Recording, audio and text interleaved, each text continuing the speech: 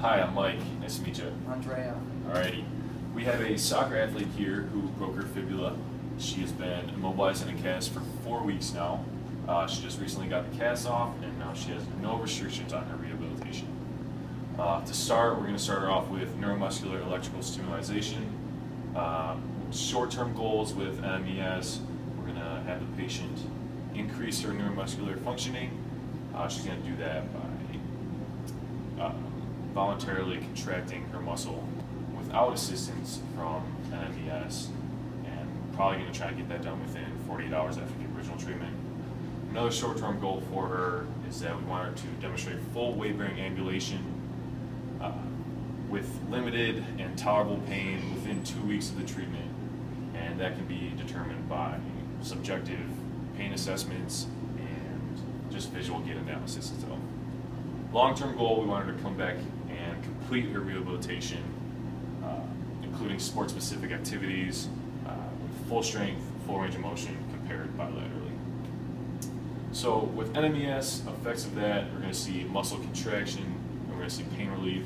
Muscle contraction is good to retard disuse atrophy.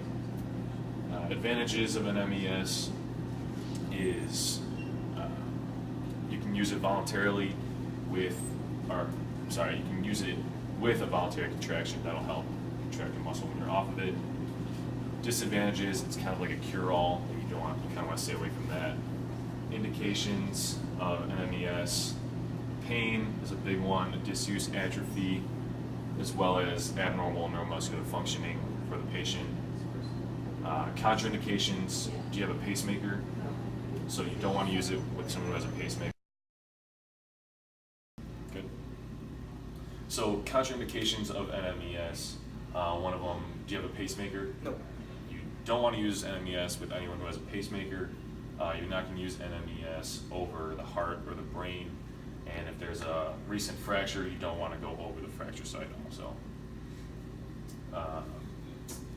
Precautions of NMES, especially with this patient who has diabetes mellitus, you want to check for impaired sensation and also any skin lesions on the area that could cause disruption with the electrode pads. So pre-application, you're going to prepare the patient psychologically.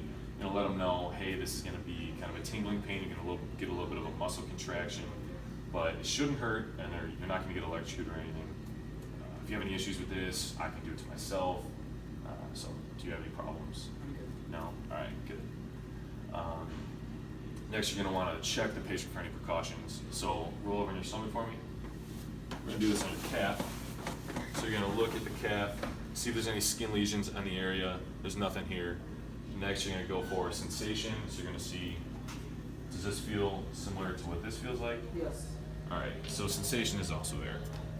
After that, you're going to want to prepare the patient physically, make sure there's no clothing or tape or anything on the area, which is, there is none. So then you're going to go right into setting this up. So here, Andre, what'd you do with the pads? Top left. Top left.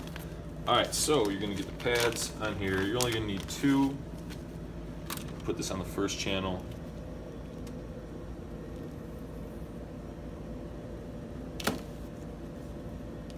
You want to make sure your cords aren't tangled or anything while you're doing this.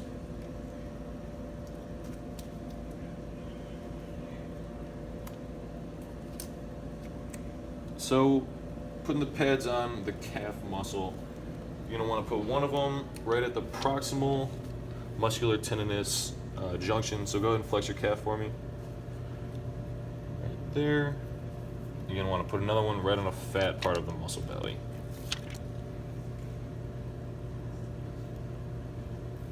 Alrighty. When you use self-adherent pads, you don't need any sort of a gel or a medium to help, but if you didn't, you would need them. These are self-adherent, we're good. You come to the machine, you're gonna press electrotherapy, you're gonna go to a Russian setting, you're gonna edit these settings here, you're gonna keep the duty cycle at 50%. Cycle time, we're gonna change it to 10 on, 30 off.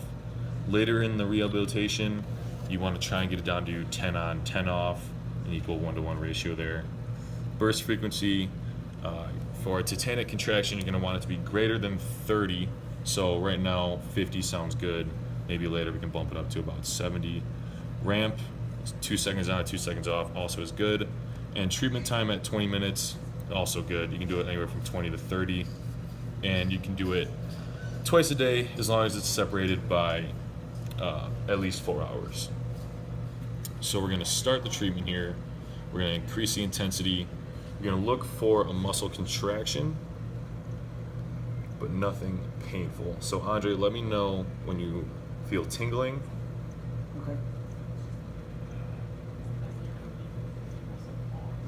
Anything quite yet? Yep. Alright, so then you're going to look at the muscle and see if you can see a contraction. Right there we got one. Now we're going to tone it down a couple notches and we're good to go. Start the treatment. And let it run. So, 20 minutes later, assuming our treatment is done here, I'm gonna stop this, go home there. Alright, so now you're gonna come over here, take the electrodes off. You're gonna want to put them on the same way so you avoid any sort of cross-contamination with the pads.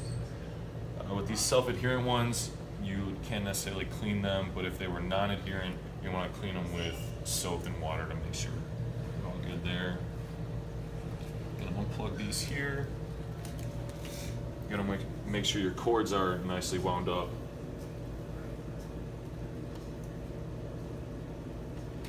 After treatment, you're gonna want to record all the treatment you've done, and then you're gonna want to talk to the patient as well, set up another time that they can come in either later in that day or the next day. For maintenance, you want to check the fuses on this to make sure it still is good. Make sure all the cords are wound up nice and tight. Put the pads back in the side and make sure all the leads are still plugged in strong.